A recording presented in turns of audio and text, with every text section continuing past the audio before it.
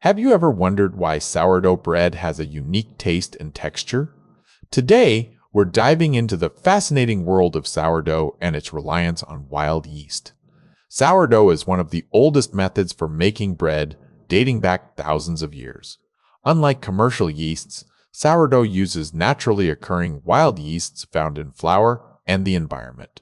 To start sourdough culture, bran containing flours like wholemeal are often used because they provide a variety of organisms. These cultures can also be seeded with ingredients like unwashed organic grapes to capture wild yeast. Once you've captured these yeasts, they ferment the starter, allowing it to continue living and producing natural yeast. DNA sequencing has revealed a wide array of wild yeast species in sourdough starters from around the world. Examples include Saccharomyces cerevisiae, which is known for its powerful leavening capabilities and can even cause packaging to explode in industrial settings. Another example is Pichia anomala, which produces a banana-like aroma.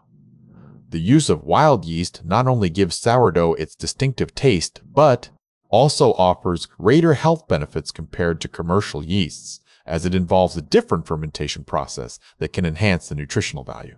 So there you have it. Sourdough isn't just about flavor and texture. It's about capturing a diverse community of wild yeasts that contribute to its unique characteristics. This natural process is at the heart of what makes sourdough so special. What did you find most interesting about sourdough's wild yeast? Let us know in the comments below, and don't forget to subscribe for more fascinating food science content.